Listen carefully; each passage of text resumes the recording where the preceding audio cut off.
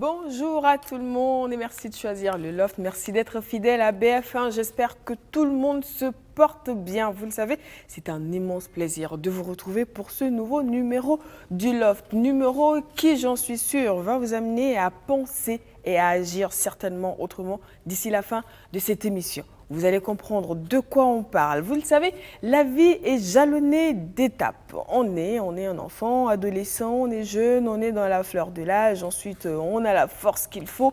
On est adulte, on agit à volonté, on réalise de grandes et belles choses. Et un beau jour, on vous dit, c'est l'heure de vous reposer. Oui, c'est ainsi la vie. Telle une courbe, elle monte et à un moment donné, il faut descendre. Et au moment de la descente, autant qu'au moment de la montée, on a besoin d'assistance. Car oui, la force du sommet n'est pas la même que la force au niveau des côtes. On parle aujourd'hui d'accompagnement, d'assistance des personnes âgées. Oui, nous sommes tous amenés à prendre de l'âge. Plutôt, j'aimerais bien dire, c'est une chance de prendre de l'âge. Car... comme le dit quelque part quelqu'un, un proverbe de chez nous qui dit que si quelqu'un a une vie longue, c'est parce qu'elle a su prendre soin de cette vie-là. Et quand elle est longue, il ne faut pas qu'elle devienne douloureuse. À un moment donné de la vie, après la retraite, à un certain âge, il est important de s'assurer que l'on a autour de nous des personnes qui sont disposées et disponibles pour nous aider, autant qu'on l'a fait quand on était jeune. Et en Afrique, on a coutume de dire les personnes âgées sont accompagnés, il y a la famille à côté, il y a les enfants, les petits-enfants. Qu'en est-il dans ce monde bouillant et qui va à 200 à l'heure où tout le monde est en train de chercher quelque chose à faire pour trouver de l'argent, pour faire bouillir la marmite, pour régler les factures à la fin du mois, pour payer des scolarités. Autant de choses à faire qui demandent du temps, qui accaparent l'énergie. Et à côté, on a vite fait de ne plus se rappeler qu'il y a les personnes dont on doit prendre charge à côté. Donc aujourd'hui, on en parle car oui, on a la chance d'avoir des personnes qui se sont dit « Tiens, mais il faut s'occuper des personnes âgées ». Donc une association a été créée pour venir en aide à cette catégorie de la population. Et à côté de cette association, une agence. Il s'agit de l'association et de l'agence Merveille de Vie. Nous avons la chance d'avoir la fondatrice sur ce plateau aujourd'hui. Madame Zan Andrea, comment vous allez? Je me porte bien. Merci beaucoup d'être là aujourd'hui. Merci. Et merci d'avoir créé cette association. Qui a un an. On est en janvier 2021 et ça date de janvier 2020. Oui. D'accord. Donc, avant de revenir sur pourquoi on a créé cette association, je vais faire le tour de table pour présenter tout le monde, pour ensuite revenir pour qu'on discute. Alors, on a juste à côté de vous, Monsieur Ido Bouboué, il est administrateur civil et il est le secrétaire général de l'association. Comment vous allez? Je vais bien, madame. Dans le micro cette fois. Je vais bien, madame. Alors, merci beaucoup d'avoir répondu à notre invitation. Un plaisir. Et secrétaire général de cette association, qu'est-ce que ça implique? On en reparle tout de suite. Mais avant, on va parler à Monsieur Leman Sibide. Donc, il est chargé d'organisation. Il est du ministère de la Culture, donc chargé d'organisation de l'association. Comment vous allez? Bien, madame. Merci de nous recevoir sur votre Emma Plateau. En fait, ça me fait drôle que vous m'appeliez madame. Tout le monde m'appelle Stéphanie. Donc, merci Stéphanie. Voilà, comme ça je me sens mieux. Voilà, je préfère ça. Merci beaucoup. Et alors, en face de Monsieur Sibide, je ne me tromperai pas, je vais le dire tout le temps, je ne vais pas me tromper. Nous avons Madame Campaoré, elle est infirmière et à l'agence Merveille de Vie. Comment ça va, Madame Campaoré? Oui, vraiment, ça va. Bien. Bien, bien. Vous avez piqué combien de personnes aujourd'hui? Bon, aujourd'hui, malheureusement, je ne suis pas du programme. Voilà. Heureusement. Voilà. On dirait que vous aimez piquer les gens. Bon, comme c'est notre domaine. D'accord. Ok. En tout cas, on va s'arranger pour ne pas trop venir se faire piquer. Parce que quand on ne se fait pas piquer, ça veut dire qu'on se porte bien. C'est ça. Ou qu'on a bien fait les traitements, Oui. qu'on a tout bien suivi. Quand on vient, c'est pour que Madame Campaoré dise « Ah, mais félicitations! Quand vous êtes comme ça, vous suivez le traitement et que vous suivez le régime et que vous faites bien, on est content. » C'est ça. C'est ce qu'on attend de vous aussi. Voilà. D'accord. J'espère qu'il y a beaucoup de personnes comme ça. Ah bon, en tout cas, Ah, pour ceux qui veulent réellement suivre le conseil qu'on leur donne, ça va. voilà, ça va. Ça suit. D'accord. Et bien, juste à côté de Madame Campaoré, nous avons le pasteur Nikema, Michel Nikema, donc, qui est anciennement dirigeant d'une association de développement durable qui se consacra à la lutte contre le sida et à l'assistance des personnes vivant avec le sida. Aujourd'hui, à la retraite, le pasteur revient à ses premiers amours, c'est-à-dire assister et accompagner les gens. Et au-delà de l'accompagnement physique, désormais a pris en compte l'accompagnement psychologique. Pasteur, est-ce que j'ai tout bien dit? Vous avez bien dit. D'accord. Merci et bienvenue sur notre plateau. Merci. Merci. Alors, comment vous vivez votre retraite? En général, en principe, c'est une période où on se repose. Mais là, vous revenez en activité. Oui, parce que je suis en bonne santé. D'accord. Et puis, pour moi, la retraite, tant qu'on est en bonne santé, elle n'est que théorique. D'accord. Et il faut pouvoir être utile aux autres autant que c'est possible et jusqu'à ce que ce soit impossible. D'accord. Et c'est pour cela que je suis revenu. Jusqu'à ce que vous ayez besoin des autres. Voilà. Bon retour et merci beaucoup pour ce Merci retour-là. beaucoup, merci. Et juste en face de vous, nous avons Madame Zan, qui est la fondatrice de l'association et de l'agence Merveille d'amour. Je me suis trompée la première fois, j'ai dit Merveille de vie, c'est Merveille d'amour. Donc, pourquoi vous avez créé cette association? Parce que c'est l'association d'abord et ensuite l'agence. Pourquoi le besoin de créer une association pour venir en assistance aux personnes âgées? Merci, parce que moi-même, je suis une personne âgée. Ah bon, ça se voit pas, hein? L'OMS a défini la personne âgée pour tous ceux qui ont plus de 60 ans. 60, oui. Et comme je suis à la retraite, je suis parmi les personnes âgées. D'accord. Et j'ai constaté que les personnes âgées dans notre société sont plus ou moins abandonnées. D'accord. Pourtant, Dès que on vous partez- s'imaginerait que c'est l'inverse. Dès que vous partez à la retraite ou que vous êtes âgé, vous êtes un peu oublié. Si vous prenez même au niveau de l'État, vous avez des structures, des partenaires qui s'occupent des enfants, Oui. de l'emploi des jeunes. jeunes, mais personne ne parle des personnes âgées. Et on vous oublie dans les maisons, alors que vous avez toujours envie de vivre, toujours envie de partager ce que vous connaissez. Ça, c'est très important même pour C'est ça. les familles et même pour la nation. Et c'est pour cela que nous avons créé l'association pour qu'on puisse mener des actions en faveur des personnes âgées, D'accord. qui aujourd'hui, on peut les mettre parmi les personnes vulnérables C'est ça, c'est vrai. et qui sont de plus en plus isolées. Donc nous avons besoin qu'ils sortent de leur isolement C'est ça. et qu'ils partagent toutes leurs connaissances. D'accord. Parce que s'ils partent avec le Ce trésor serait qu'ils ont, dommage, franchement. ça serait vraiment dommage. Oui, c'est vrai. Et ce cadre va permettre aux personnes âgées de se retrouver Oui. pour partager et de vivre plus longtemps. D'accord. Ok. Donc, on va revenir un peu plus en détail avec ce que vous faites dans l'association. Je vais parler aux deux hommes qui vous encadrent bien, tels une garde de sécurité rapprochée. Je suis sûre que vous êtes tout en sécurité avec eux. Bien, ils sont jeunes Oui. et ils accompagnent les personnes âgées. Vraiment, je les remercie beaucoup D'accord. parce que les personnes âgées seules ne pourront pas faire tout le travail C'est vrai. que l'association devrait faire. Donc, D'accord. En tout cas. Ok. En tout cas, on leur dit déjà merci. Alors, Monsieur Ido, Oui, Stéphanie. pourquoi accompagner une association qui vient en aide aux personnes âgées? Alors que oui, on sait, il y a beaucoup de choses à faire au milieu des jeunes, des enfants, comme l'a dit Madame, des femmes, de l'entrepreneuriat. Pourquoi spécifiquement une association qui vient en aide aux personnes âgées? Bon, je pense que tout être humain qui naît est appelé un jour à vieillir. Donc, je milite dans l'association pour préparer déjà moi-même ma vieillesse. Ah, Voilà. Donc, mais ce qui m'a beaucoup plus, ce qui m'a fait adhérer à l'association, c'est le constat que j'ai fait presque tout le temps. C'est-à-dire que nous sommes dans une société où les personnes âgées sont un peu isolées, sont vulnérables. C'est-à-dire généralement quand vous rentrez dans une famille, vous allez voir peut-être entre griffes, la personne âgée qui est mise de côté, on la pousse faire sortir le matin, puis on la fait rentrer le soir, c'est pas intéressant. Donc je milite dans l'association pour contribuer à faire épanouir les personnes âgées. D'accord. Est-ce qu'il y a une expérience personnelle qui vous a poussé ou c'est juste un constat général?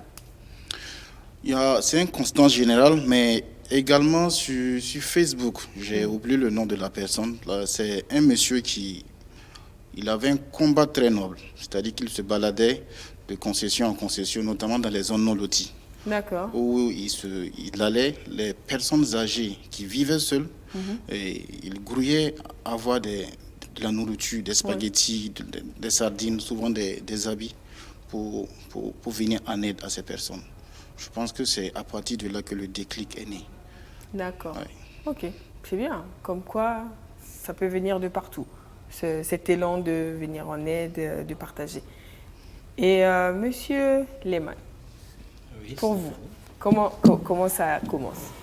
bon, moi, à mon niveau, il faut dire que c'est Madame la fondatrice qui m'a convaincu.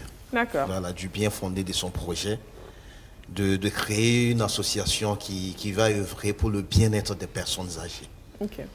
Donc, elle m'a expliqué son idée. Et moi, en tant que du ministère en charge de la culture et du tourisme, quand elle a expliqué le projet, le fait aussi, c'est-à-dire de ce que le ministère pourrait contribuer au bien-être de ces personnes. Parce que sur le plan culturel, aujourd'hui, peut-être que ce qu'on ne voit pas, on dit que les personnes âgées en Afrique sont bien encadrées, bien prises en charge. Mais ce que je peux dire, c'est peut-être dans nos villages. Dans les villes où ça va à 200, 300 à l'heure, on n'a pas le temps de s'occuper de cette catégorie de personnes. Donc l'association qui sera là pour apporter de l'assistance à ces personnes-là, nous, au niveau du ministère du Tourisme, nous aussi on s'est dit que sur le plan du tourisme, on pourrait accompagner ces personnes qui vont souvent mener des excursions. Faire des excursions qui vont les amener à sortir de ce jeu, aller à la découverte des potentialités touristiques de leur pays. Et être des ambassadeurs pour la jeune génération. D'accord. Donc là, du coup, moi j'entends qu'il y a tout un programme d'activités pour leur permettre de sortir de cette situation d'attentisme, d'inactivité juste à la maison. Parce que oui, on a dit qu'on ne peut plus travailler peut-être dans un bureau. Enfin, qu'on ne peut plus, mais plutôt qu'il est temps d'aller au repos parce qu'il faut peut-être laisser la place aux jeunes qui sont en train de monter. Parce que oui, ça fait peut-être 30, 35 ans que vous avez fonctionné, il est grand temps de passer à autre chose. Mais ça ne veut pas dire non plus qu'il faut aller juste s'asseoir et ne rien faire. C'est ça. Donc c'est important. Eh bien, merci beaucoup à vous. C'est également pour préparer vos vieux jours? Bien sûr, bien évidemment. C'est ça, je disais que, puisque comme vous le dites, ça veut dire vieillir, c'est toute une grâce. Bah oui. Et pour cette nouvelle année qui commence, c'est d'avoir une pensée à ces personnes âgées, Oui. leur souhaiter beaucoup de santé et de longévité. Et nous aussi jeunes, c'est-à-dire à toute la jeunesse burkinabé, mes vœux de vieillesse. Voilà. Amen. Pour Merci. vous. Et s'il y a bien une catégorie professionnelle qui côtoie beaucoup les personnes âgées, c'est bien le personnel soignant. Parce que bien souvent, à partir d'un certain âge, le corps commence à envoyer des signaux d'alerte. On est plus sensible ou plus vulnérable à un certain nombre de maux ou de pathologies.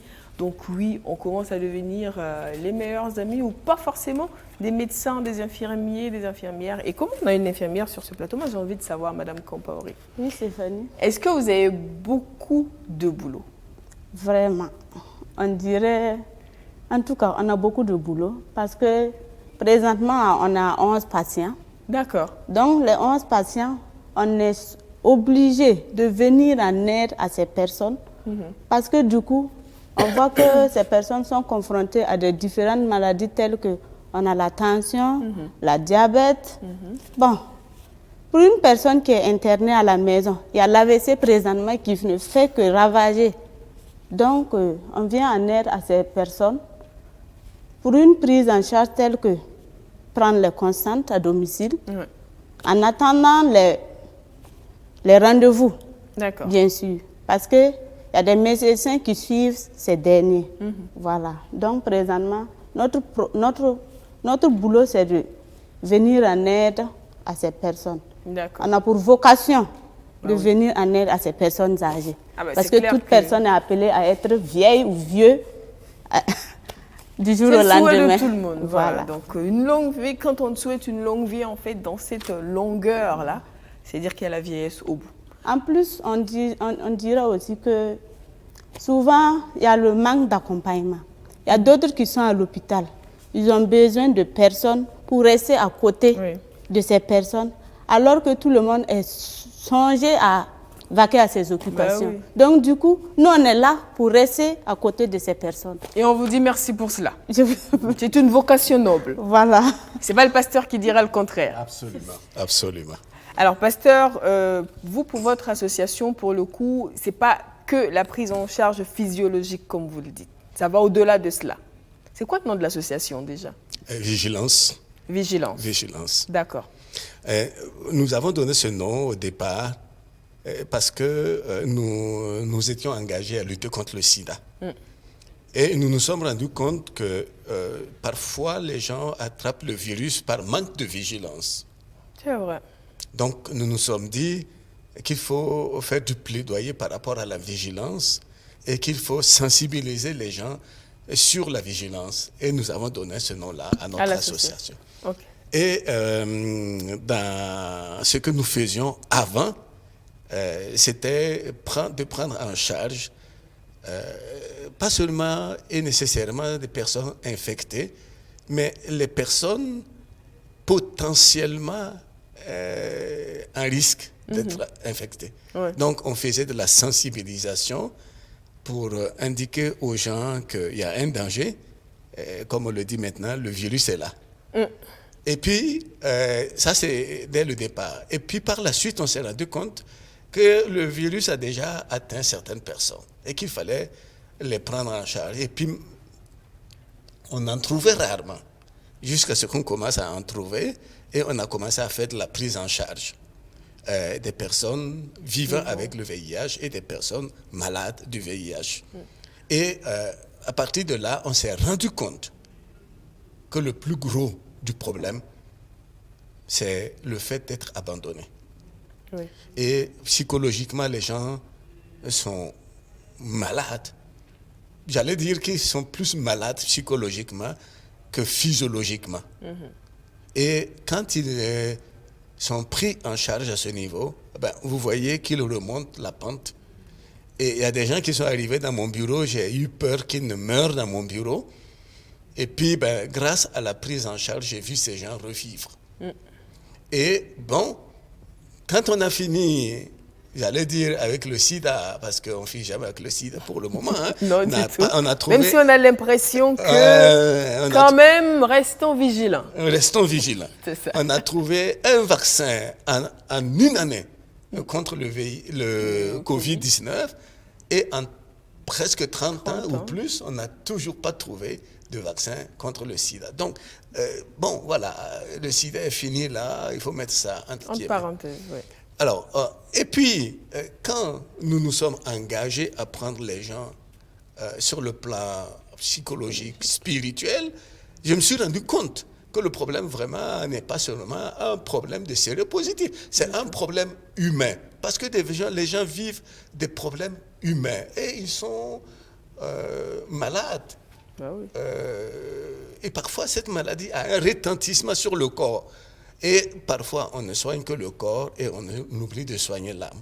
Donc, voilà comment nous avons évolué et comment on est arrivé à une prise en charge psychologique. Et on vient de créer une structure de prise de relations d'aide. D'accord. Un centre de relations d'aide pour prendre en charge les gens qui ont besoin de l'aide sur le plan psychologique. D'accord, ok. Donc ça, c'est ce que vous faites et on revient justement aux activités de l'association Merveille d'amour. On a compris qu'il y a de l'assistance à travers ce que Mme Compaoré nous a dit, de l'accompagnement médical pour surveiller les constantes, pour préparer les rendez-vous, pour même assister certains à l'hôpital ou à la maison en fonction de leur état de santé. Mais il n'y a pas que ça. Non. D'accord. Au niveau de l'association également, nous, pour permettre aux personnes âgées en fait, de s'épanouir, ce n'est pas uniquement le côté médical. Il y a le côté psychologique. D'accord. Donc, nous faisons des séances d'entretien avec les personnes âgées sur l'hygiène de vie du 3e âge. D'accord. Comment on doit se comporter à cet âge-là pour rester en bonne santé.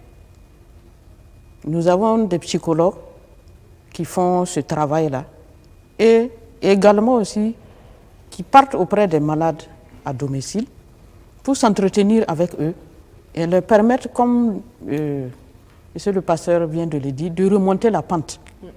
Parce que c'est souvent psychologique. Et quand vous êtes psychologiquement bien remonté, en forme, oui. Vous pouvez même lutter facilement contre la maladie. C'est ça. Voilà, donc en plus de ces séances d'entretien sur l'hygiène de vie du 2e âge et du 3e âge, nous organisons des sorties touristiques. D'accord. Pour les permettre vraiment de la récréation. De la récréation, de s'épanouir vraiment, C'est ça. de se rencontrer, de se parler. Parce qu'il y en a qui sont isolés. Quand ils se rencontrent, ils se parlent, ça leur fait du bien. Et la première sortie qu'on a organisée, c'était en décembre 2020. D'accord. Et nous sommes partis à Lango pour cette sortie touristique-là. Nous allons voir des images de cela tout à l'heure, mais en attendant, j'ai quand même envie de revenir sur ces messieurs pour quand même savoir, spécialement pour monsieur Lehmann. Avant d'être membre de l'association, quel était votre regard sur les personnes âgées? Bon, merci. Mon regard sur les personnes âgées. Les personnes âgées, c'est comme, pour moi, c'est un patrimoine. D'accord. Un patrimoine énorme qu'il faut tout faire pour préserver. Ok. Et c'est un patrimoine qu'il faut exploiter. Donc, exploiter, cela veut dire que le terme retraite, normalement, ne devait pas exister dans la vie d'un homme. Ok. Quel que soit l'âge, on peut toujours apporter à sa société. Ok. Donc, les personnes âgées ont toujours leur place dans notre société. Rien que si vous avez la chance d'avoir une personne âgée à votre côté, je vous dis que sur le plan familial, tout devient facile, peut-être à 50%. Si vous avez des enfants et puis vous avez une personne âgée à côté, les enfants vont profiter de votre éducation et de l'éducation de ces personnes âgées. Ça veut dire vous avez une mamie ou un papy qui est là, ça devient le nounou, quoi. Ça, c'est de Voilà. l'exploitation. Non, mais Parce ça, que c'est de la main-d'œuvre non payée. Ça. Non, c'est pas de la main, ça fait vivre, ça fait vivre. D'accord. Voilà, c'est un honneur pour un papy ou Oui. une mamie d'avoir ses petits-enfants à côté. Voilà, donc. Et autrement, comme je dis, ce sont des bibliothèques. Pour moi, ça dit quelqu'un, surtout les salariés, quelqu'un qui a fait 30 ans de carrière dans l'administration, qui se retrouve après 60 ans, on dit que la personne est remerciée. Je pense que ces personnes peuvent toujours apporter à cette nouvelle génération de travailleurs qu'elle a leur expérience. D'accord. Donc moi, je voyais en tout cas ces personnes âgées, ça dit un potentiel D'accord. qu'il faut tout faire pour exploiter. D'accord. C'est un homme d'affaires qui parle. Potentiel à exploiter, et donc c'est dire que c'est un moment de la vie qu'il faut préparer.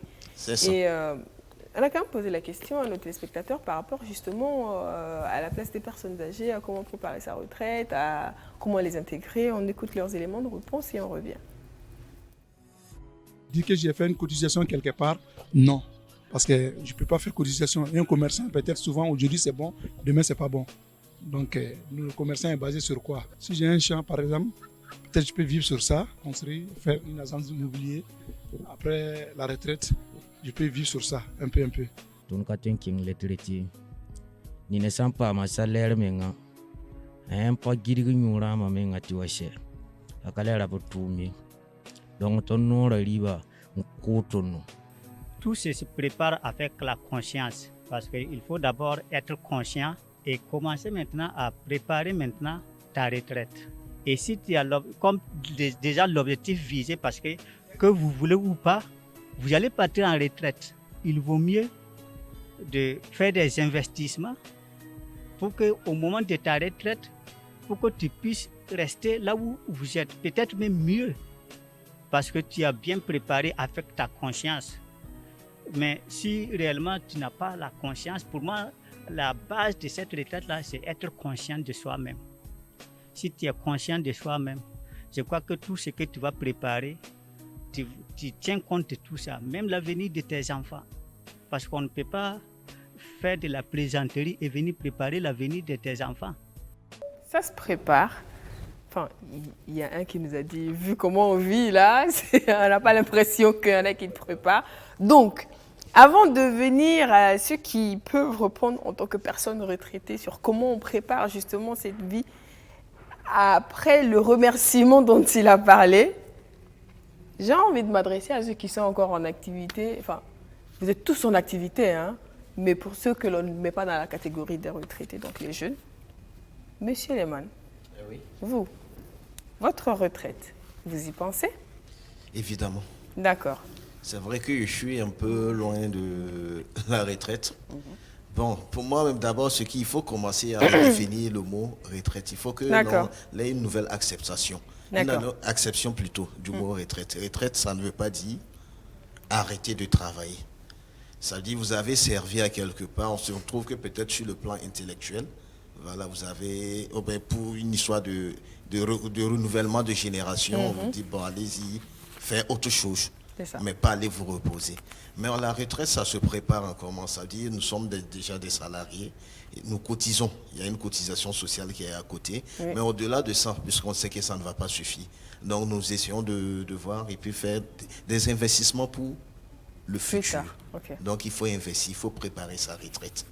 C'est pas, donc c'est au moment où on a toute la vigueur possible, toute la force de la jeunesse, voilà, qu'il faut préparer cette retraite. On n'attend pas 1 année, 2 ans pour se lever, pour préparer ça. Donc c'est-à-dire que vous, là déjà, même si on vous met en retraite anticipée, vous gérez. Exactement. D'accord, c'est bon à savoir. Donc, Monsieur Ido. Oui, Stéphanie. Cette retraite-là. On prépare la retraite. D'accord. Ouais. Comment vous préparez la vôtre? Bon, moi je suis un fonctionnaire. Déjà, on me coupe chaque fin de mois pour la cotisation. Et également, il faut investir. D'accord. Investir pour qu'au soir de sa retraite, on ne devienne pas une charge pour les autres. Donc aujourd'hui, ce que je fais pour préparer ma retraite, j'essaie dans le mieux d'économiser et voir dans quel secteur, par exemple, je peux, dans l'agriculture, l'élevage, je peux investir, j'investis. Pour que demain, je ne devienne pas une charge pour d'autres personnes. D'accord. Surtout qu'en plus, vous risquez d'être très en forme quand vous allez être à la retraite. Ce sera dommage de n'avoir pas prévu quelque chose à faire en ce moment-là. Alors, Madame Compaoré, pour vous, double question. Comment vous préparez la retraite chez vous? Bon, pour moi, en tant qu'agent de santé, à Merveille d'Amour, bon, l'agence, c'est à l'agence de préparer notre retraite et l'agence l'a déjà faite. D'accord. Voilà, donc c'est l'agence qui prépare notre retraite puisque nous travaillons pour l'agence. Ça, c'est ce qui concerne nos cotisations et tout ça. Voilà, mais vous-même? Bon. Parce que c'est vous qui allez être en retraite. C'est ça. Oui. D'un côté, on est obligé de manger et de réserver. On mange et on réserve. D'accord. Voilà. Ok. C'est ça. Ok, donc on mange en réserve en plus de ce que l'agence fait. C'est ça. Est-ce que vous voyez continuer par exemple à faire infirmière bénévole après la retraite ou vous allez faire entièrement autre chose? Non, on continue.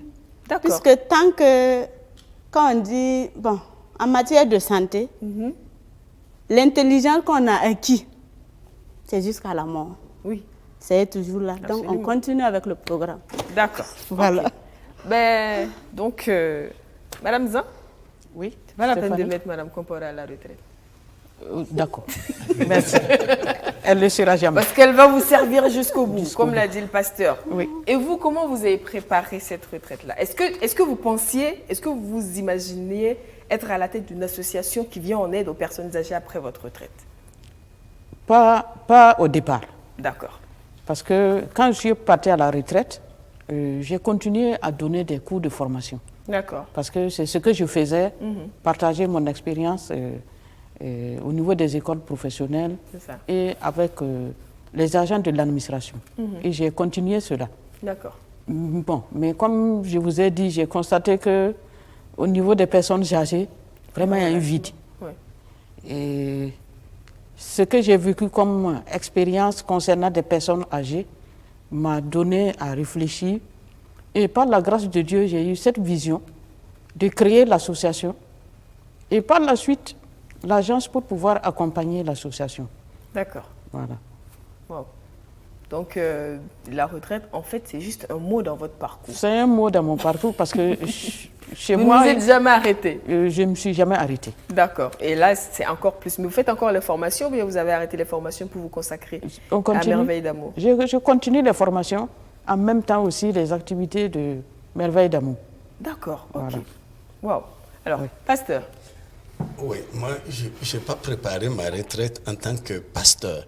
D'accord, parce que ça ne s'arrête pas. Voilà, ça ne s'arrête pas. Oui. J'ai préparé ma retraite en tant que, comment il faut dire ça, employé, fonctionnaire. J'avais une cotisation, je ne savais pas combien monterait ma pension à la retraite, mais je savais, par les dires des autres, que ce n'était pas substantiel. Ouais. Si en plus on se dit qu'à la retraite, souvent pour certains, c'est chaque 3 mois.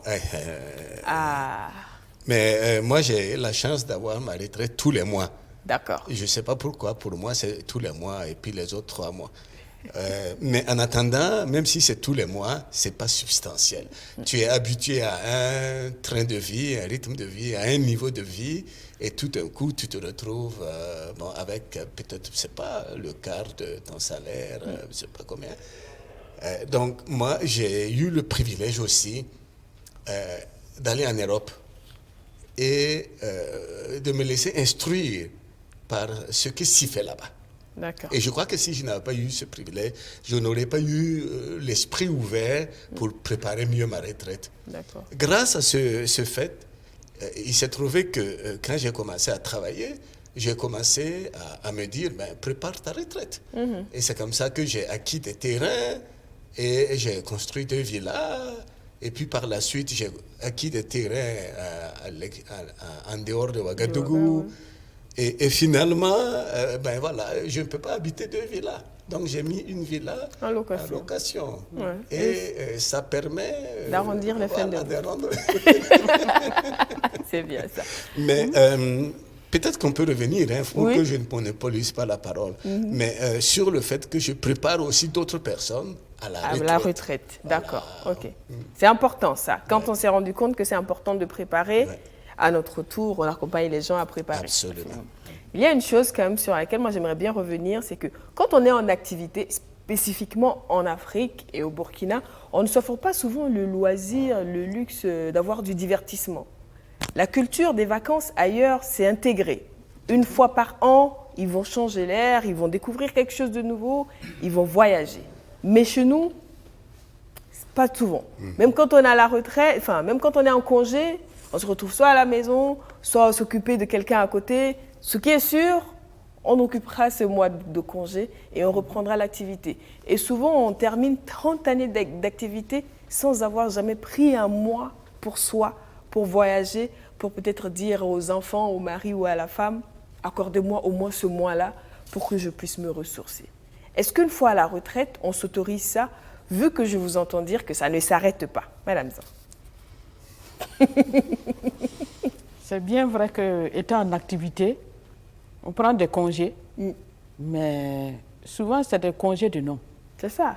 Vous pouvez demander 1 mois, on vous accorde 2 semaines, et pendant les 2 semaines, on vous appelle pour venir travailler. Parce qu'il y a une urgence. Donc, du coup, vous ne pouvez pas voyager. C'est ça. Ou même parfois, vous avez voyagé, on vous rappelle. Revenez. Et vous allez revenir. Donc, c'est vraiment des congés, des vacances de nom. Mais maintenant que nous sommes en repos, on continue toujours le même train-train. Ce n'est pas toujours qu'on s'offre vraiment ce plaisir de se déplacer, d'aller voir un autre monde. D'autant plus que, comme Pasteur vient de le dire, on n'a pas suffisamment de ressources pour ça. Votre pension, ça représente peut-être, je ne sais pas, le tiers ou les 2 tiers de votre salaire. Et en même temps, vous êtes une personne vulnérable. Ça veut dire que du point de vue santé, La charge a souvent augmenté. la charge va monter. Vous avez besoin de repas spécifiques pour vous maintenir en bonne santé.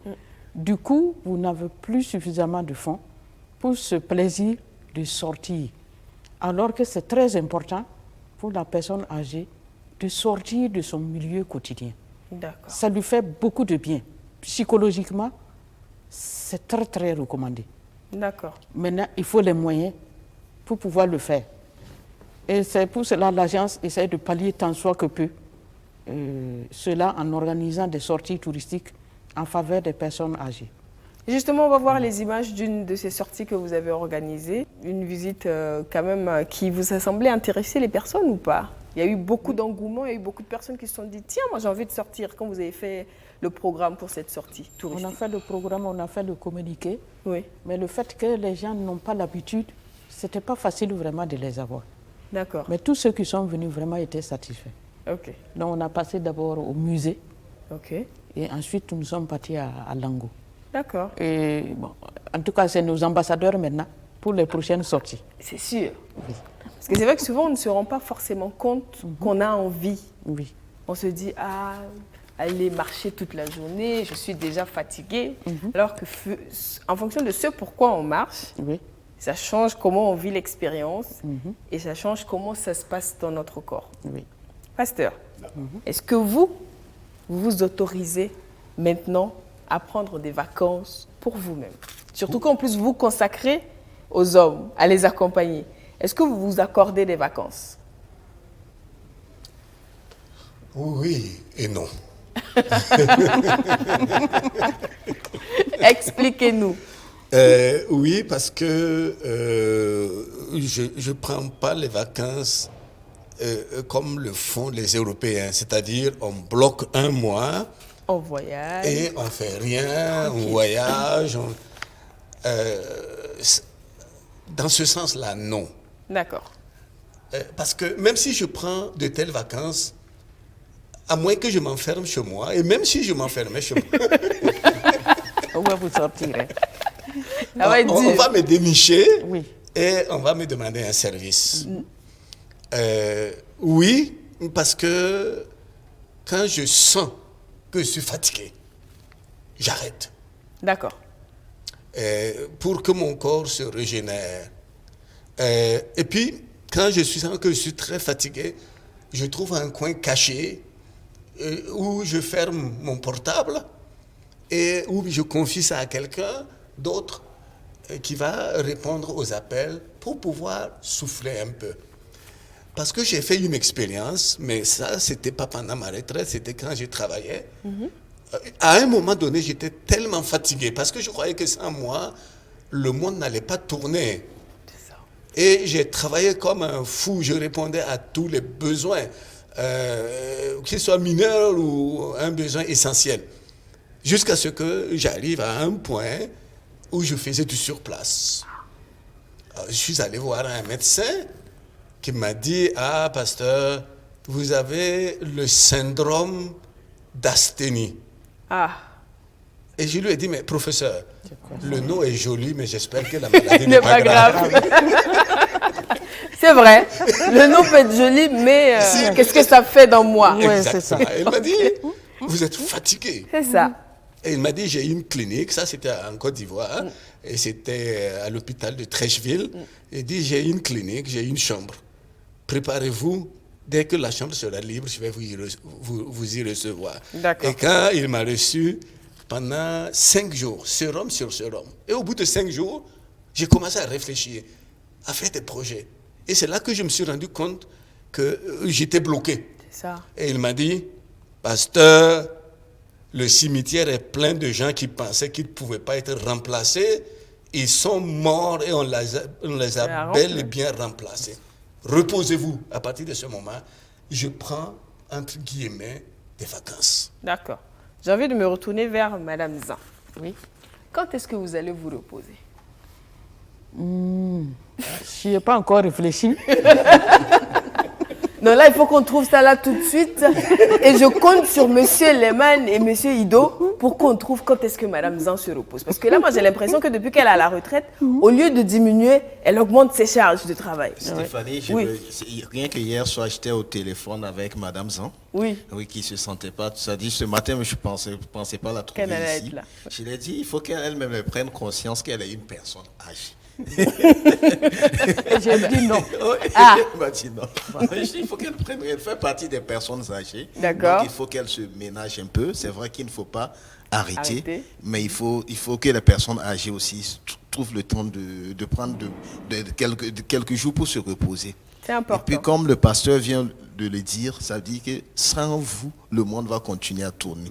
Donc ménagez-vous, chères personnes âgées, parce qu'il y a certaines aussi qui en font trop. Non, mais quand tu es lancé dans quelque chose, tu ne te rends pas compte que tu ne t'autorises même pas à t'accorder une pause, parce que tu te dis, il y a des personnes qui ont besoin de moi, il faut que je fasse ça pour telle personne. Donc tu ne t'accordes pas du temps pour toi-même. Et c'est un piège dans lequel on tombe. Voilà, un piège jusqu'à ce qu'un jour, le corps prenne le contrôle et dise, on arrête tout, je ne fais plus rien. Alors que nous, on n'a pas envie de ça. Ah oui. Donc, Madame Zan, les congés, là, c'est quand? On va demander à Madame Comporel de vous prescrire une ordonnance de congé de 2 semaines, tranquillement. On va peut-être l'amener à Koubri ou on compte sur Monsieur Lehmann pour trouver la destination. Vous récupérez son téléphone. Oui. Elle fait une excursion de 2 semaines et elle nous revient. En pleine forme. Je peux compter sur vous pour cela? Ça, c'est sans problème. Et Stéphanie, s'il vous plaît, c'est-à-dire que depuis on parle des personnes âgées, mais j'ai l'impression qu'on se focalise sur les retraités. Il faut se dire qu'il y a une bonne partie qui est composée de ménagères, d'agriculteurs qui n'ont pas, voilà, qui sont là aussi et qui n'ont peut-être les retraités salariés, eux, c'est les privilégiés même des personnes âgées. Donc il faut qu'on fasse aussi... Il faut penser à eux également. À eux. Donc au niveau de l'agence, ça dit que au niveau, on a décidé de mener des plaidoyers en faveur de ces personnes. Ça dit sur le plan, vous voyez, présentement, il y a une politique de gratuité des soins pour les enfants de 0 à 7 ans. Donc pourquoi pas aussi... Pour les personnes d'un certain âge. Parce que c'est vrai que je crois qu'il y a des avantages pour les retraités, mais pour les personnes justement qui n'ont pas le statut de retraité, je ne sais pas ce qui est fait. Donc c'est important de penser à ces personnes-là aussi. D'accord. Okay. C'est vrai, parce que quand on parle de préparer la retraite, en fait, c'est vrai que c'est une notion pour ceux qui sont en activité professionnelle salariale. Mais normalement, tout le monde devrait y penser. Et s'il n'y a pas de structure qui prépare votre retraite, quand on dit retraite, là, il y a des retraites en fait qui sont imposées par la vie. C'est quand ton corps ne répond plus, quand physiquement tu ne peux plus être en activité, la nature a décidé de te mettre en retraite. Mais ta vie ne s'arrête pas. Et en ce moment, on est en ville. On sait comment nous, les jeunes, on fonce tête baissée à 200 à l'heure. On veut payer la dernière voiture, on veut construire la villa, on veut mettre les enfants dans les écoles qui coûtent. Et on oublie en fait que papa et maman sont là. Oui. Et donc, il faut y penser également. Il faut y penser. Oui, allez-y. Vous demandez quand est-ce que je compte me reposer. Oui. C'est pas arrêter, hein? Prendre une pause et puis continuer. Ah oui, si c'est ça, d'accord. J'y penserai. C'est pas vous arrêter. Nous, on veut même pas que vous arrêtiez. Merci beaucoup. Mais il faut mettre la pause dedans. D'accord. Donc, je compte sur les 3 là. Monsieur Ido. Ok. Je compte sur vous. Qu'allez-vous faire pour que ce soit concret? Parce que moi, je vais attendre les images ici. On va les montrer, les images de Madame Zan en vacances, tranquillement. Je pense que d'ici le mois de mars, d'accord. Et on va faire la surprise à Madame Zan. D'accord. On a beaucoup de sites touristiques au Burkina. D'accord. On va la faire la surprise, l'amener dans un coin Bagré. Et puis vous la laissez là-bas? Non, on sera à côté d'elle pour prendre les conseils. C'est très important. Non, vous la laissez 2 jours et puis vous repartez. Elle sera obligée de se reposer. Quoique je ne suis pas sûre. Parce que, vu le profil de Madame Zan, vous allez venir la trouver, elle a initié quelque chose sur place, elle est en train de faire...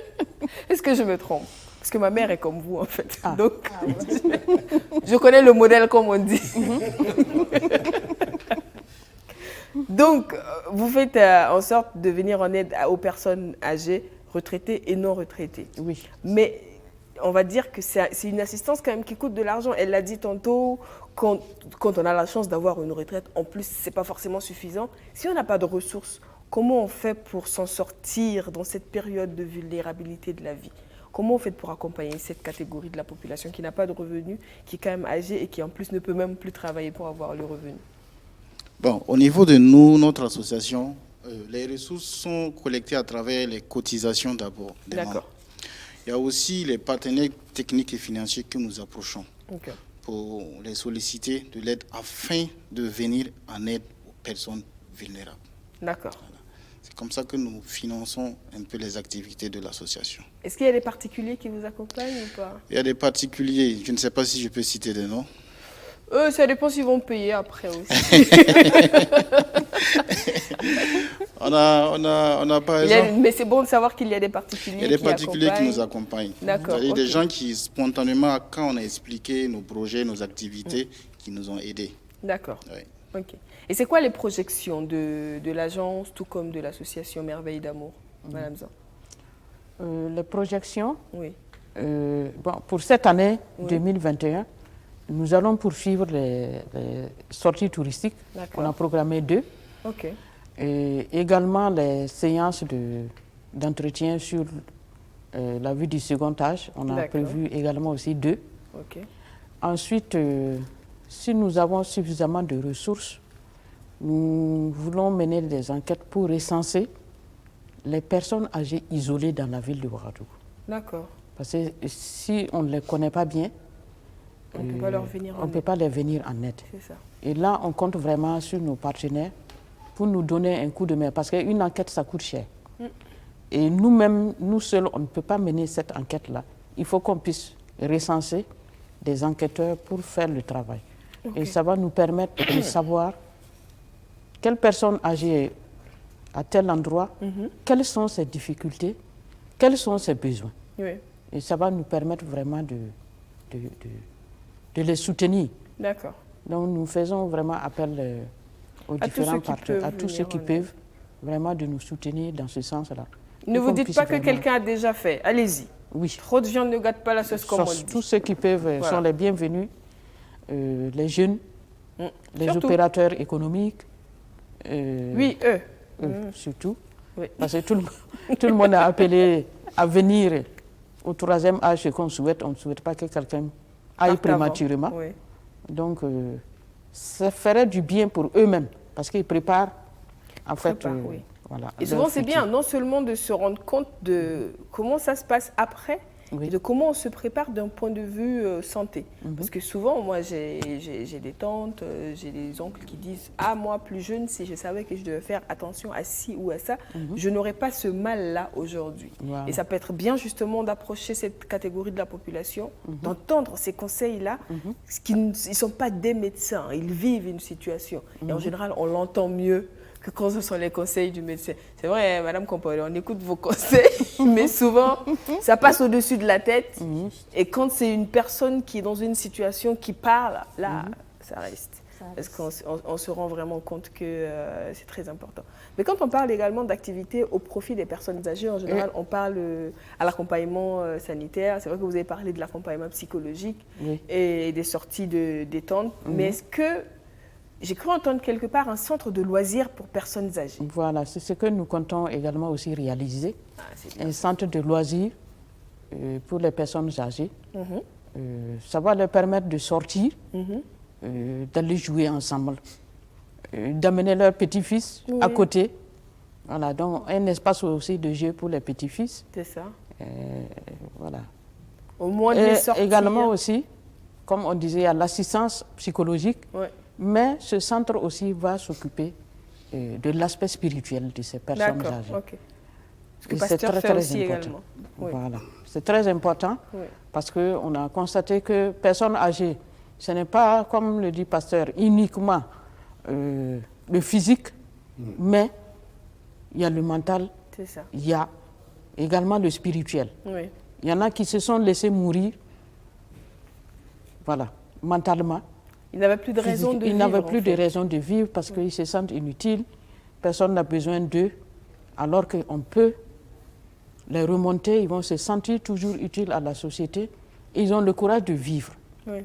Et c'est très, très important.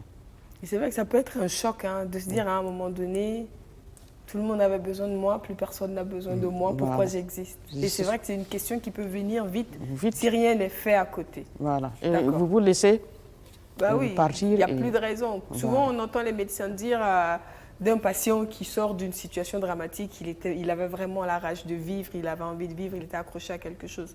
Ça, c'est pour des personnes qu'on pensait être mourantes. Donc, pour une personne qui est en bonne santé, qui n'a pas de raison de faire ce combat-là, Oui, c'est dur derrière. c'est dur.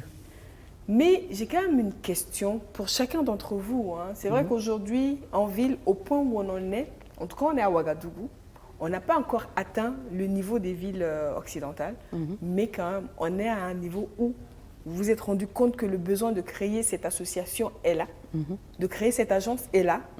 Et quand vous l'avez dit, l'espérance de vie augmente, donc c'est dire que la population du troisième âge également grandit. Donc c'est de plus en plus de personnes qui ont besoin d'assistance, d'accompagnement, d'aide, mais souvent qui sont oubliées.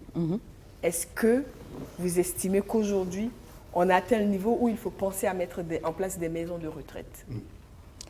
Nous y avons pensé, D'accord. mais sur le plan culturel. Culturel, oui. Actuellement, quand vous échangez avec les personnes âgées, ils n'acceptent pas. Je pense que même en Occident, ils ne sont pas d'accord avec Voilà, parce que c'est comme s'ils étaient totalement abandonnés à eux-mêmes. Oui. Comme vous l'avez dit, une orange qu'on a pressée Oui. et qu'on jette. Ouais. Personne ne s'occupe de vous après. Bon, c'est un infirmier, une infirmière qui est là juste pour demander si vous allez bien le matin, vous vous débrouillez pour manger, pour vous laver. Et vous n'avez pas quelqu'un avec qui échanger. Même vos petits-fils qui vous font plaisir, personne n'est à côté. Ils ne sont pas là. Ils ne sont pas là. Alors que ça fait vivre les personnes âgées. L'entourage fait vivre la personne âgée. C'est très, très important. C'est pour cela, même si le centre de retraite va venir, ce n'est pas de tout de suite. D'accord. Parce que les personnes âgées ne l'acceptent pas pour le moment. C'est vrai que déjà quand on est enfant, aller à l'internat, c'est pas facile. C'est pas facile. Donc, Voilà. imaginez, Imaginez que vous êtes à cet âge et que vous vous sentez abandonné. Vous voyez que vos enfants, ils sont bien, par exemple à Ouagadougou. Et puis bon, on vous abandonne dans un centre. Personne ne passe. On peut faire 2 mois, 3 mois, 1 an.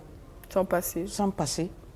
Mentalement, c'est difficile à supporter pour une personne âgée.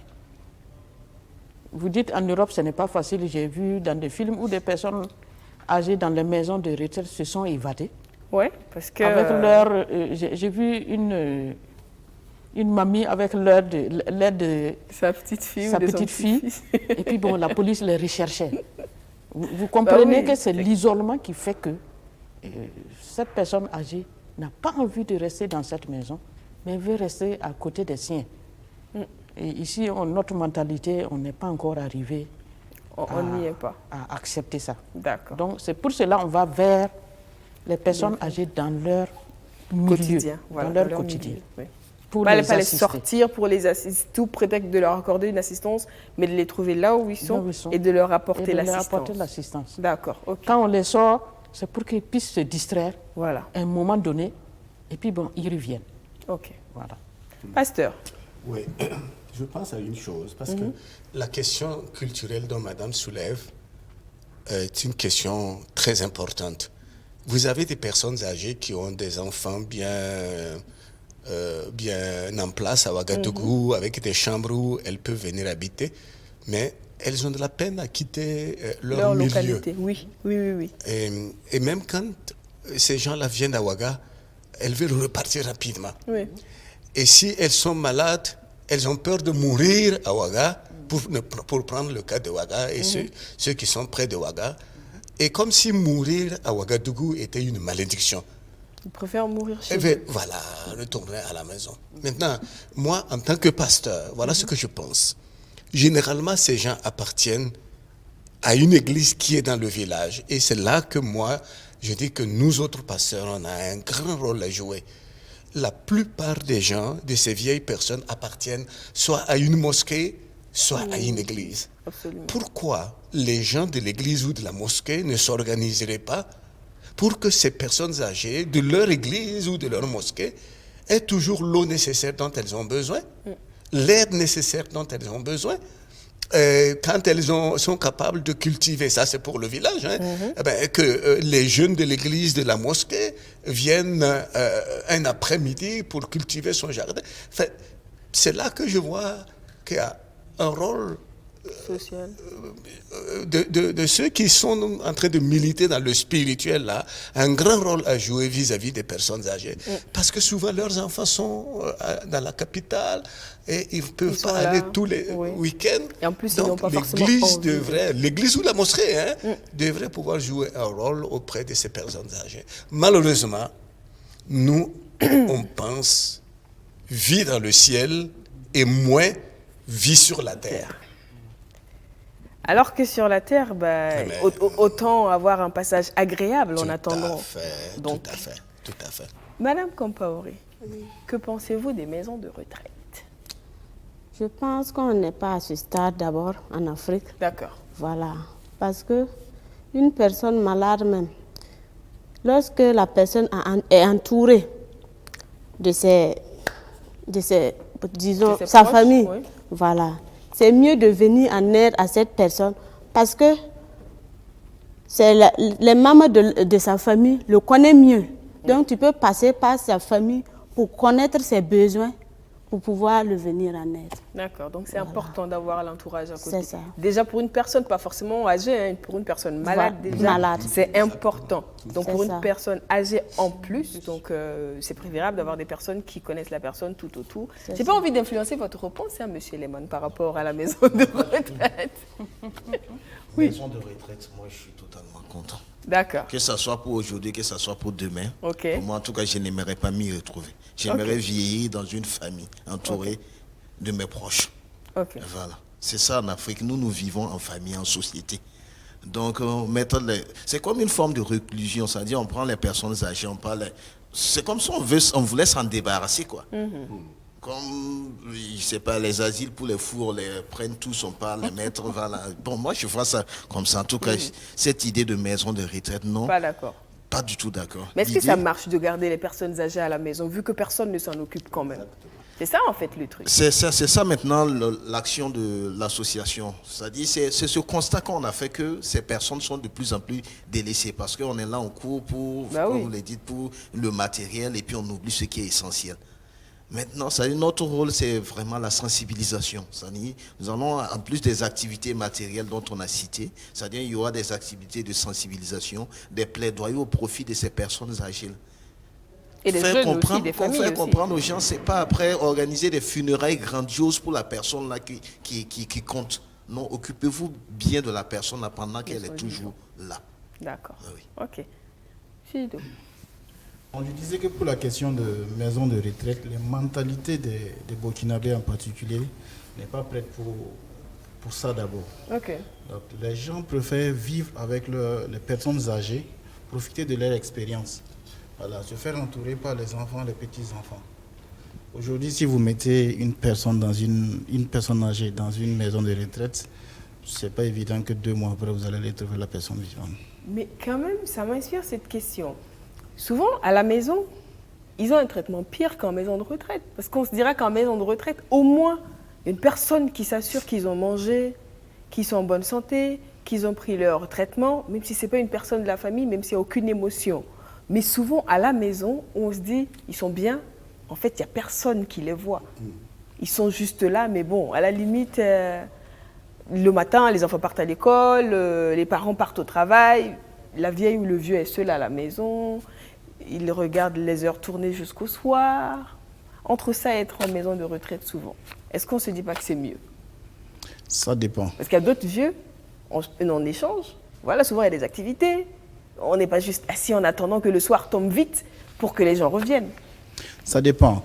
Parce que le simple fait même de rester souvent à la maison, c'est le simple fait de voir ses parents, voir son petit-fils rentrer, ressortir, voir son enfant ressortir, ça vous donne une certaine joie, une certaine gaieté qui vous permet d'avoir une longévité et une vie plus longue.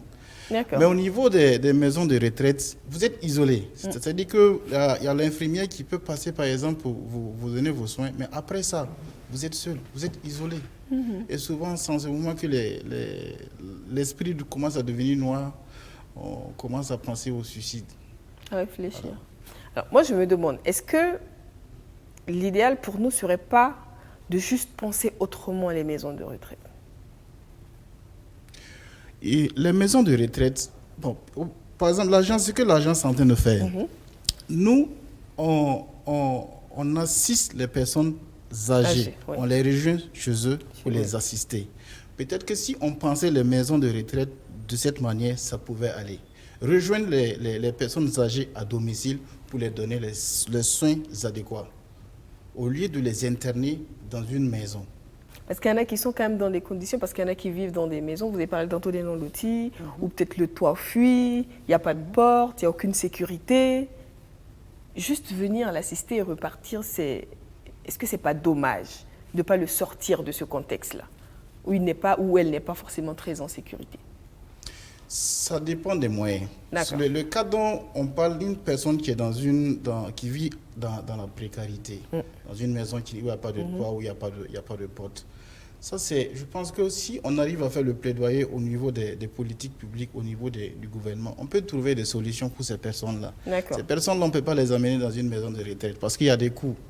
Voilà. Ce qu'on peut faire, c'est de s'approcher de ces personnes-là, ou bien trouver des centres pour accueillir ces personnes-là et de les réinsérer dans la société, mais pas les garder dans une maison de retraite. D'accord. Ok.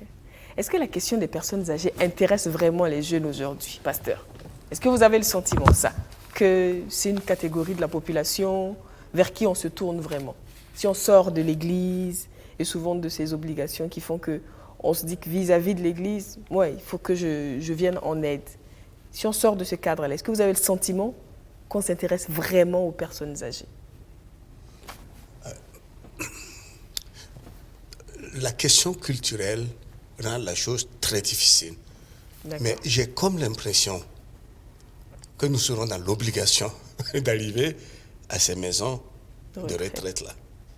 Parce que même si vous trouvez des gens pour s'occuper de ces personnes âgées à la maison, c'est généralement des gens avec lesquels elles ne peuvent pas partager. C'est des enfants qui sont là pour leurs besoins quotidiens, mais pas pour échanger,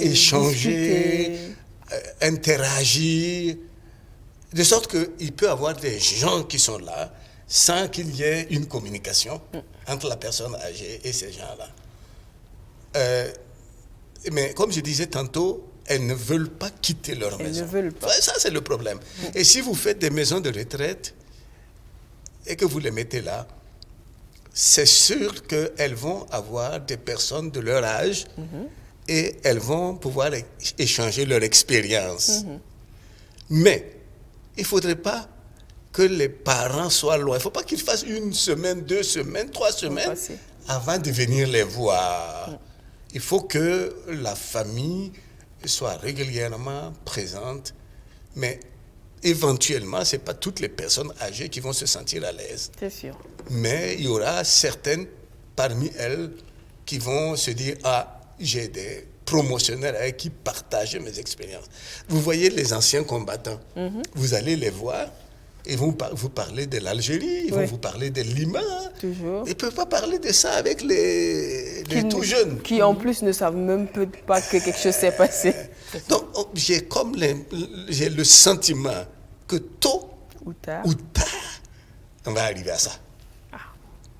Mais naturellement à la sauce africaine, avec la formule qu'il faut. Madame Zan a envie de réagir sur ça.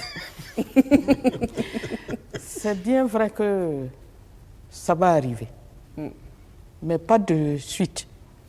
D'accord. Et comme vous l'avez dit, il faut vraiment pouvoir mixer. Oui. Si on n'arrive pas à mixer, ça va être un échec. D'accord. La personne âgée peut être dans une maison de retraite. On peut l'amener dans une maison de retraite, par exemple, pour 2 semaines. Et puis, bon, on le ramène dans son milieu pour qu'il se ressource. Et puis, bon, voilà. Au lieu que ce soit la famille qui aille vers elle, que ce soit elle qui revienne à la maison et qui reparte. Voilà, il faut qu'on trouve la formule pour nous adapter. Mais pas copier carrément à l'européenne, parce que ça, c'est vraiment conduire nos personnes âgées là où il ne faut pas, de sitôt. Ça va arriver, mais pas de sitôt. On ne veut pas que ça soit de sitôt. Ça va peut-être être différemment fait. Il faut que ça soit différemment fait. Voilà. Adapter forcément. Pouvoir adapter. Oui. Ouais. Parce que comme ce que le pasteur a dit, c'est vrai que c'est très important. Il y a des personnes âgées qui souvent sont malades et c'est un gros dilemme pour les soigner parce qu'ils ou elles refusent de quitter leur maison. Oui. Donc c'est pas à tout moment qu'on peut dépêcher un médecin sur place. C'est vrai que l'agence envoie des infirmiers, des infirmières, mais pour un médecin c'est compliqué. Oui. Souvent il faut de l'hospitalisation pour le faire à domicile, c'est pas facile. Et en général, ils sont pas réceptifs. Quand ils ont dit non, c'est non. Est-ce qu'il vous arrive d'avoir affaire à ce genre de cas? Oui, on a quelques cas quand même.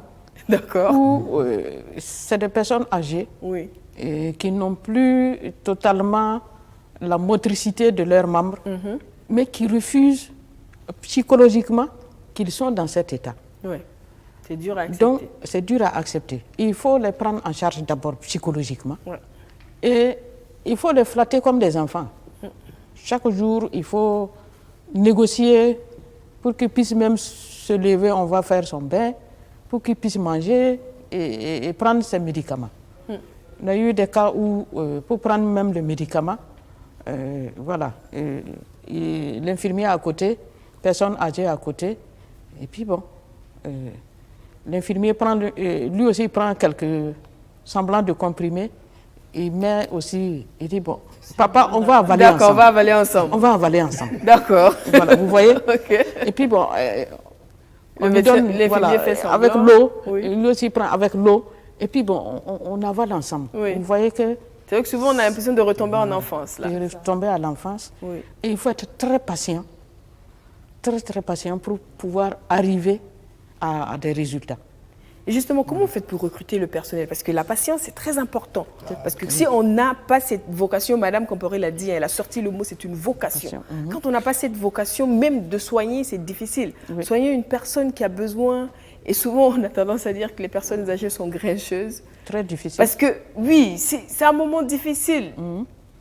Tu ne comprends pas que ton corps ne t'obéisse plus, que tu ne sois plus maître de toi, de ta décision, de ce que tu as envie de faire, que ce qui était basique devienne compliqué aujourd'hui, que ce que tu fais toi-même, il faut impérativement une personne à côté pour le faire, ça peut être difficile à comprendre.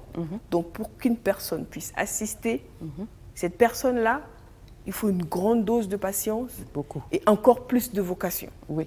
Comment vous faites pour trouver ces personnes-là? Bon, ce n'est pas toujours facile à trouver. Parce que on s'entretient d'abord. D'accord. Donner les conditions. Qu'est-ce que vous devez faire? Comment vous devez vous prendre auprès de la personne. Voilà, de la personne. Et nous avons un suivi pour demander l'avis même de celui qui est suivi et de son entourage. S'ils ne sont pas satisfaits, bon, on s'entretient encore avec la personne. Le personnel chargé de soutenir la personne âgée. Et si ça ne change pas, ben nous changeons de personnel. Voilà, on change de personne. Ça fait un gros travail à temps plein derrière de supervision. Oui, il faut superviser, il faut suivre à tout moment. Voilà, demander l'avis des clients. Nous, on les appelle des clients à l'agence. Bon, c'est le langage courant. C'est ça. Voilà. D'accord. S'ils sont satisfaits ou pas. Et c'est important qu'ils soient satisfaits. Si l'objectif c'est de leur venir en aide, c'est pas de compliquer leur vie du tout. Et souvent c'est vrai qu'ils ont tellement pas envie de gêner qu'ils sont souvent prêts à subir pour ne pas gêner. Est-ce que ça vous le voyez ou pas souvent? Des personnes âgées qui ont peut-être affaire à un assistant de vie qui n'est pas commode, mais parce qu'ils n'ont pas envie de faire le difficile, bon, ils subissent. Bon, quand on s'entretient avec eux, d'abord au départ. Il y en a même qui vont vous dire, bon, je n'accepte pas le personnel, par exemple, féminin. D'accord, c'est clair. Voilà. C'est clair. Donc vous n'allez pas envoyer Madame Comporé là-bas. Non. Malgré toute ta vocation, sa passion, ça ne collera pas. Ça ne collera Parce pas. que c'est une aversion de départ. La personne n'a pas envie de connaître ton niveau de compétence. Je ne veux pas de femme ou je ne veux pas d'homme. Voilà. Voilà. Et selon ses habitudes, bon, il a l'habitude de se lever à 8 heures. Il ne prend pas son bain avant 10 heures. Il ne faut pas le déranger. Du tout. Il faut être très patient, attendre vraiment le moment dont lui, il a fait sa programmation. S'adapter à son rythme. S'adapter à son rythme. Pour éviter de le frustrer. Et voilà. Si vous l'accompagnez comme ça peut aller. D'accord. Si vous voulez faire le contraire, le bousculer, bon, il vous dit non. Non. Je vais me débrouiller seul. Je vais me débrouiller seul. Et là, vous n'avez pas du tout de résultat. C'est très dangereux même d'ailleurs, en ce moment. Bah oui. Parce que vous le conduisez voilà, lentement et sûrement sûrement sur une autre voie. C'est ça. Ce qui n'est pas intéressant. C'est vrai. Et il faut lui faire comprendre que son état peut s'améliorer. Et ça doit s'améliorer. Et qu'il faut que lui-même il fasse un effort. Du point de vue mental. S'il accepte sa situation et qu'il se dit que ça va s'améliorer, effectivement, il s'améliore. D'accord. Mais s'il se laisse aller en se disant, il n'y a pas de solution pour ma situation, c'est très très difficile. Et là, c'est les psychologues qui interviennent. D'accord. Voilà. Okay. Au moins, tous les niveaux sont pris en compte. Il nous reste quelques minutes d'échange. Moi, j'aurais bien aimé, franchement, développer le côté... Et ça, j'aurais aimé le faire avec nos jeunes sur ce plateau. Parce que quand on a une personne d'un certain âge à la maison, ça demande également un certain nombre d'aménagements pour leur faciliter le mouvement, le déplacement et tout ça. Mais on va reparler, je profite de cette occasion, ouvrir cette parenthèse, dire, j'espère vous revoir sur ce plateau pour en reparler, pour parler justement de cet aspect-là, de ce que ça coûte, de combien sont prêts justement à se lancer dans ces investissements, ou est-ce qu'on fait juste semblant en se disant non, il y a quelqu'un qui va l'aider à monter les marches, alors que quand on a une personne âgée, il faut plutôt penser à autre chose qu'à des marches à la maison, on va l'aider à prendre son bain, alors qu'il faut peut-être réaménager la douche pour pas qu'il soit en danger, glisser à un certain âge. Mais bon, c'est un autre sujet, on en reparle une autre fois. En attendant, il faut qu'on aille vers la conclusion. Est-ce que Mme Comporé souhaite ajouter quelque chose qu'on n'a pas abordé? Pour ajouter, nous voulons inviter toute personne étant dans le besoin de nous contacter. D'accord. Pour voir notre stratégie de travail, comment nous travaillons. Oui. Voilà, il faut venir vers nous pour pouvoir savoir ce que nous faisons au sein de notre agence. D'accord. Voilà. Et l'agence est située où? L'agence est située à Karpala, plus précisément à l'arrondissement 11. Karpala. Oui, oui. Bon. C'est vous qui avez choisi. D'accord. Sinon, il y a des quartiers à Ouaga. Bon, mais on a préféré là-bas. D'accord. Je ne fais plus de commentaires parce qu'il paraît que je suis recherchée à Karpala. Donc, je ne vais pas faire de commentaires. Il y a un numéro de téléphone, peut-être? Oui, madame. Madame Zan? Vous avez le 70 D'accord. 59 Oui. 59 67. D'accord. Ok. Voilà. Et pour l'association, s'il y en a qui veulent devenir membre de l'association, il ne faut pas être âgé pour être membre de l'association. Il faut avoir 21 ans. D'accord. 20 ans. Ok. Maintenant, si vous n'avez pas 20 ans, il faut l'autorisation parentale. Mais si on vient avec son papy pour devenir membre ensemble, ça passe? Si l'enfant n'a pas 20 ans, il faut l'autorisation parentale. D'accord, Voilà. ok. C'est clair. C'est la règle. Oui. C'est la règle. Maintenant, il faut payer pour l'adhésion, c'est 1000 francs. Ok. Et les cotisations annuelles s'élèvent à 3000 francs CFA. D'accord. Ouais. Ok. Donc, ce que je pourrais ajouter également, c'est de demander à tous ceux qui veulent adhérer de nous approcher. Ok. Demander à des jeunes qui sont comme nous, qui ont des personnes âgées à la maison, de les faire sortir. De temps en temps, on peut sortir avec papy, mamie, aller dans un espace, se récréer et puis rentrer à la maison. Ouais, et ceux qui ne peuvent pas le faire également, l'agence est là. On peut déléguer des personnes, envoyer des personnes qui vont s'en charger. D'accord. Voilà. Il y a des gens, par exemple, quand on a fait la sortie de Lango, il y a des gens qui ont vu nos publications, qui ont appelé, qui ont payé pour qu'on puisse faire sortir leurs parents. Ok. Parce qu'il y a des gens qui ne savent pas qu'il y a des initiatives comme ça qui sont menées. C'est vrai. Ouais. Et c'est bon à savoir. Monsieur Lehman. Ok, merci Stéphanie. Bon, mon dernier mot, c'est vraiment, c'est-à-dire pour moi, il faut un plaidoyer. Ouais. Parce que le problème, il est quand même un peu sérieux. C'est-à-dire qu'il faut un plaidoyer au niveau étatique, mais pour qu'on songe au bien-être des personnes âgées. C'est important. C'est-à-dire quand on a des espaces de loisirs pour petits enfants, on a des espaces de loisirs pour nous jeunes, mais il n'y a rien qui est fait pour ce type de personnes, qu'on dit personnes âgées. Du bel âge. Voilà. Quand vous prenez aussi au niveau des soins, c'est-à-dire au niveau de la santé, il y a des pédiatries, c'est-à-dire des centres de santé spécialisés pour les enfants. Il y a des centres de santé pour nous autres, pour tout le monde. Mais les personnes âgées, ce qu'ils font, ils ont des besoins spécifiques. D'accord. Donc il faut qu'on regarde ensemble. Maintenant, le rôle de notre association, c'est de poser le problème.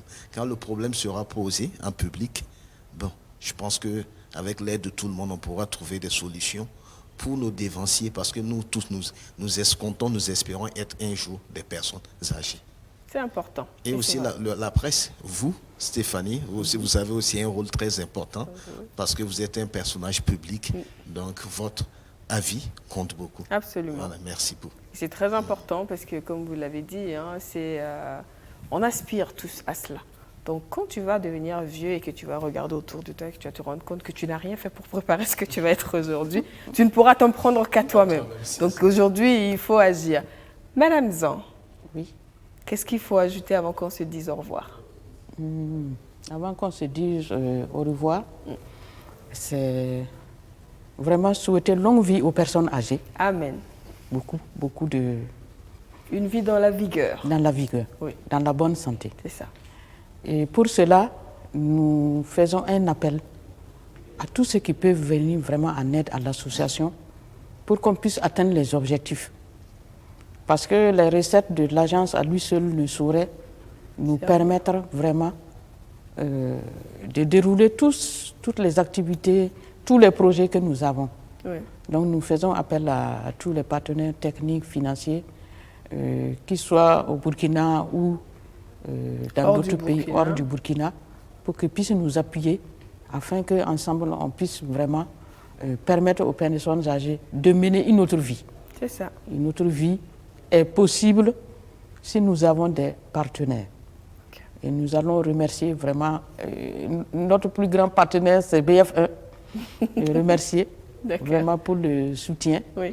Et parce que je ne doute pas qu'à partir de cette émission, beaucoup de gens sauront que l'association existe, l'agence existe, et qui feront appel pour qu'on puisse non seulement avoir des soutiens, mais soutenir également aussi leurs parents qui sont dans le besoin. C'est très important. C'est très important. Parce que quand on dit personnes âgées, il suffit de regarder autour de nous, on en a tous un. Donc, on a tous un. C'est ça. Voilà. Et on souhaite que du bonheur aux personnes âgées. Merci beaucoup. Je vous remercie. Pasteur. Oui, moi je ne suis pas encore dans la peau d'un retraité vraiment. Du tout. Non. Ça s'entend et ça se voit, ne vous en faites pas. Depuis 9 ans, je suis à la retraite. Oui. Mais... vous n'avez pas l'impression? Non, non. C'est comme pour Madame Zan, c'est juste un mot dans votre parcours. C'est tout. Donc je ne peux pas m'imaginer vraiment la vie d'un retraité. Mais je me dis que pour mener une retraite sereine, il faut avoir mené une vie professionnelle, une vie sociale sereine. D'accord. Il ne faudrait pas passer son temps à spolier les gens, à leur faire du mal. Parce qu'au moment de la retraite, c'est le moment de la méditation sur sa vie passée. Et ça peut être très lourd, la digestion de tout ce qu'on a fait comme mal dans le passé. Alors, donc, je me dis qu'il faudrait qu'on s'encourage les uns les autres à être des humains avec les humains et à s'occuper des autres. Si on s'occupe des autres, probablement pendant notre retraite, quelqu'un s'occuperait de nous. C'est ça. Madame, l'équipe viendra. C'est ça. Mais si on passe son temps à faire du mal aux autres, au moment de la retraite, on va broyer du noir. Tout seul. C'est ce que j'avais à dire. Merci beaucoup. Et oh oui, il faut d'accord. que je vous remercie parce que quand on m'a invité pour l'émission, je m'attendais quand même à voir des personnes, comment il faut dire, d'un certain âge, pas des jeunes. D'accord.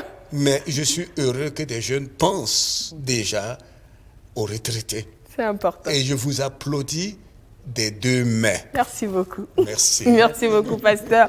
Eh bien, aujourd'hui, nous étions avec Merveille d'amour et vigilance. Oui. Merci à chacun d'entre vous, déjà pour le travail abattu, pour ce choix-là, parce que c'est déjà une décision prise, ce sont des actions menées, c'est un sacrifice, c'est du temps, de l'énergie et de l'argent souvent mis à contribution pour atteindre un objectif. Soyez-en remerciés, que Dieu vous fortifie et vous accompagne dans cette action-là. Ce n'est pas le pasteur qui dira le contraire. Merci beaucoup, pasteur. Merci, Madame Compaoré. Merci à vous également, chers téléspectateurs, téléspectatrices. Madame Zan l'a dit, on pense qu'à partir de cette émission-là, il y a des choses qui vont changer autour de vous si tel n'était pas déjà le cas. Qu'on va se rappeler que la vieillesse, c'est l'aboutissement d'une vie qui commence quand on est. Donc, ils ont été jeunes un jour, ils ont été bébés. Aujourd'hui, c'est eux qui sont vieux. Demain, ça sera nous qui serons vieux. Il faut y penser, le pasteur l'a dit. Comment vous vivez votre jeunesse, ça se reflètera à votre âge de la vieillesse. Donc, pensez-y dès maintenant. Préparez votre vieillesse dès maintenant à travers le travail, à travers votre comportement, à travers vos actions et comment vous êtes dans votre société. Et pour nous les jeunes également, prenez soin des personnes âgées autour de vous, car un jour vous serez des personnes âgées et c'est important pour être sûr d'avoir une personne pour s'occuper de nous quand on n'en aura plus la force. Passez une bonne suite de journée, merci d'être fidèle à BF1, au revoir.